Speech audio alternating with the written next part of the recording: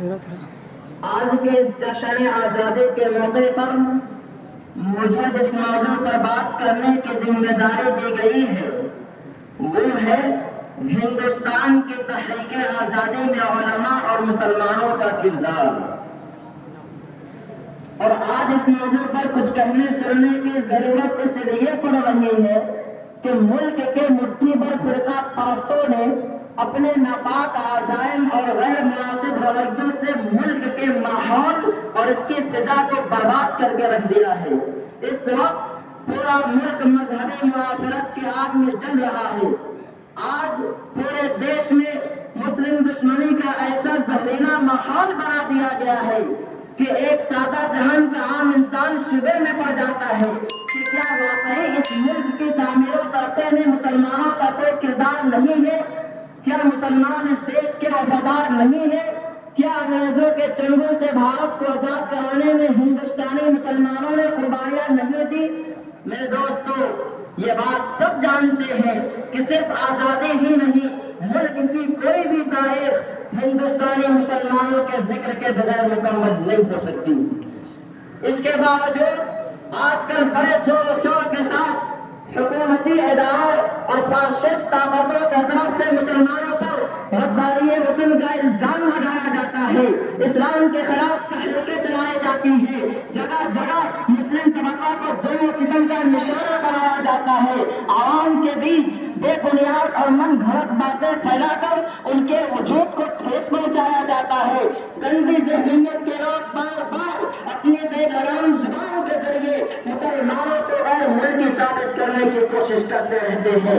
اور اب پہلے نظری کی انتہا کو دیکھیے کہ آج کل اطراف ملک سے یہ آواز بھی اٹھائی جانے لگی ہے کہ آزادی ہند کی لڑائی صرف ہندوؤں سے لڑی ہے، اس لیے یہ ایک ہندو راشٹر ہے، یہاں مسلمانوں کے لیے کوئی جگہ نہیں ہے۔ میرے غیرت مند بھائیوں، میں پوچھنا چاہتا ہوں ان تعصب پرستوں سے کہ بتاؤ، جب بھارت کی سرزمین پر انگریزوں کا ناپاک سایہ پڑا اور جب ہندوستان کی ماندہ سندور کھرچا جا رہا تھا یہاں کی خوبصورت عمارتوں کو مسمار کیا جا رہا تھا، بوڑھے بھاڑے باشندگان وطن کے گھر بار اجارے جا رہے تھے، عام لوگوں کے عزت و آبرو کو پیروں تلے روندا جا رہا تھا، تو وہ کون لوگ تھے جو اس ملک کی عزت بچانے کے لیے اپنا لہو بہا رہے تھے؟ آج تم ہم سے سرحد وفا مانگتے ہو اور تحریک آزادی میں آئینہ سے بھی زیادہ صاف شفاف ہمارے روشن کردار کو مشکوک نگاہوں سے دیکھتے ہو۔ ذرا یاد کرو اپنے ماضی کو کہ جب ملک کے سارے لوگ انگریزوں کے غلامی میں جکڑے ہوئے تھے، کسی کو سانس لینے کی بھی مہلت نہیں تھی، کسی کو آزادانہ طور پر سانس لینے کی بھی مہلت نہیں تھی، عورتوں کی عزت و ناموس تک محفوظ نہیں تھے، معصوم بچے ذہنی اعتبار سے غلام بنائے جا رہے تھے۔ اس وقت اس ملک کی گود میں پرورش پانے والا کوئی مائی کا لال اتنی جرأت نہیں کر سکتا تھا جو انگریزوں کی حکومت کو للکار سکے، جو دنیا کے سپر پاور طاقت کا مقابلہ کرنے کے لیے آنکھوں میں آنکھیں ڈال کر بات کر سکے۔ تو ایسے وقت میں ہندوستان کی آزادی کی تحریک سب سے پہلے علماء اور مسلمانوں نے شروع کی، اور علماء نے یہاں کے عوام کو غلامی کا احساس اس وقت کرایا جب اس کے بارے میں کوئی سوچ بھی نہیں سکتا تھا۔ چنانچہ تحریک آزادی کے دوسرے دور میں جب انگریزوں نے ظلم اور اتیاچاروں کو اپنا ہتھیار بنا کر ہندوستانیوں کے خلاف استعمال کرنا شروع کیا، تو انگریزوں کے خلاف انتہائی بے باکی کے ساتھ جس شخص نے پہلی آواز اٹھائی وہ شیر دل، ہمت ور انسان، خدا پرست انسانیت کا مسیحا شاہ عبدالعزیز محدث دہلوی تھا، جس نے دلی میں انتہائی ضرورت مندانہ قدم اٹھاتے ہوئے عالم نے آواز لگائی کہ لوگوں اب یہ ملک پوری طرح غلام بن چکا ہے، لہذا اسے غلامی سے بچانے کے لیے انگریزوں کے خلاف جہاد کرو۔ شاہ عبدالعزیز کا فتویٰ انگریزوں کے لیے ایک خطرناک پیغام تھا۔ اس خطرے نے انگریزوں کے ہوش اڑا دیے، ان کا چین و سکون سب کچھ چھین لیا۔ اسی آواز کے سہارے ہندوستانی علماء، خاص طور سے علماء دیوبند اور مسلمان سر پر کفن باندھ کر انگریزی سامراج کو ختم کرنے کے لیے میدان میں کود پڑے۔ اور سب نے مل کر 1857 میں انگریزوں سے باقاعدہ منظم طریقہ پر جنگ لڑی. اس جنگ میں قریب 2 لاکھ مسلمان شہید ہوئے، جن میں 51,000 علماء شامل تھے. صرف دہلی میں 500 علماء کو پھانسی کی پھندوں پر لٹکایا گیا، کسی کو زندہ جلا دیا گیا، کسی کو زہر دے دیا گیا. مولوی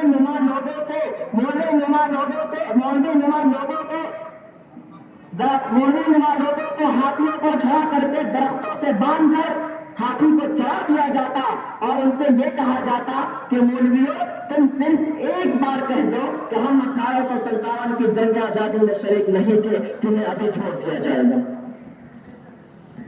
1864 کی ناکامی کے بعد انگریزوں نے انتقامی کارروائی میں بھارتی سرزمین پر جو خونی داستان لکھی اسے سن کر روح کانپ جاتی ہے. اس کے بعد کی کہانی خود انگریز مورخ کی زبانی سنیے. مشہور انگریزی تاریخ داں مسٹر ٹامسن لکھتا ہے کہ 1864 سے 1867 کے بیچ کے 3 سالوں میں مسلمانوں پر انگریزوں نے جتنے مظالم ڈھائے ہیں وہ بتانے کے قابل نہیں ہے. اس خونی داستان کو یہ سمجھیے کہ دلی کے چاندنی چوک سے لے کر پشاور کی جامع مسجد تک کوئی ایسا درخت نہیں تھا جس پر علماء کی گردنیں لٹکے ہوئے نہ ملی ہو. علماء کے جسموں کو تانبے سے داغا جاتا تھا، جانوروں کی کھالوں میں بند کر کے جلتے ہوئے تنور میں ڈال دیا جاتا تھا. لاہور کی جامع مسجد کے شہر میں انگریزوں نے پھانسی کا پھندا بنایا ہوا تھا. اس میں ایک دن میں 80 علماء کو پھانسی دی جاتی تھی. اسی لاہور کے دریائے راوی میں 70 اور 80 علماء کو بوریوں میں بند کر کے دریا بوس کیا جاتا اور اوپر سے گولیاں برسائی جاتی تھی. کیا دنیا مانتا کہ سیران شیخ الہند مولانا محمود الحسن دیوبندی اور مولانا عبید اللہ سندھی کو بھول سکتی ہے جنہوں نے انگریزوں کے خلاف ایک ایسی عالمی تحریک چلائی کہ سن کر عقل انسانی حیران رہ جاتی ہے، جسے ریشمی رومال کے نام سے جانا جاتا ہے. یہ وہی شیخ الہند ہے جن کے وطن پرستی کی شہادت دیتے ہوئے انگریز گورنر مسٹن کہتا تھا کہ اگر شیخ الہند کو جلا کر راکھ کر دیا جائے تو ان کے راکھ سے بھی انگریز دشمنی کی بو آئے گی. اسی شیخ الہند کے ہر دل عزیز شاگرد شیخ الاسلام مولانا حسین احمد مدنی ہے، جنہوں نے انگریزوں کے خلاف انگریزوں کی طرف سے گولی مار دینے کا حکم میں جانے کے بعد بھی کراچی خلافت کانفرنس میں شرکت کی اور اس مرد مجاہد نے کانفرنس کی صدارت کرتے ہوئے انگریزوں کو مخاطب کر کے فرمایا تھا کہ کھلانا سمجھ کر نہ برباد کرنا، کہ ہم بھی کسی کے بنائے ہوئے ہیں. فرنگی کے فوجوں میں حرمت کے فتوے سرے دار چڑھ کر بھی گائے ہوئے ہیں. وہ شجر آزادی کو خو دے کر سینچا تو پھل اس کے پکنے کو آئے ہوئے ہیں. میرے قومی بھائیوں، اتنا سب کچھ کرنے کے بعد مولانا حسین احمد مدنی، مولانا ابوالکلام آزاد اور بابائے قوم مہاتما گاندھی کے رہنمائی میں 1920 میں انگریزوں سے آخری سب سے بڑی جنگ لڑی گئی، جس میں بہت سے برادران قوم اور سارے مذہب کے لوگوں نے شرکت کی، جس کے نتیجے میں 15 اگست 1947 عیسوی کو یہ ملک انگریزوں کے غلامی سے آزاد ہو گیا. آج تن نظر لوگ یہ سوال کرتے ہیں کہ ملک کی تحریک آزادی میں مسلمانوں کا کیا کردار ہے. سنو، یہ ہے ہماری تاریخ ساز قربانیوں کی ہلکی سی جھلک جس کے پکے پکائے فدا سارا ہندوستان کھا رہا ہے. اس لیے اگر یہ کہا جائے کہ اس دیش کی سرزمین کو علماء اور مسلمانوں کے خون سے دھو کر پاک صاف کیا گیا ہے تو یہ غلط نہیں ہے. محترم سامعین، آخر میں میں ذات پات اور مذہب و ملت کی بنیاد پر آپس میں نفرت پھیلا کر ملک کو برباد کرنے والوں سے اتنا ہی کہوں گا کہ اپنے اجداد کو کبھی بدنام نہ ہونے دیں گے، یہ حویلی کبھی نیلام نہ ہونے دیں گے. وما علینا الا البلاغ.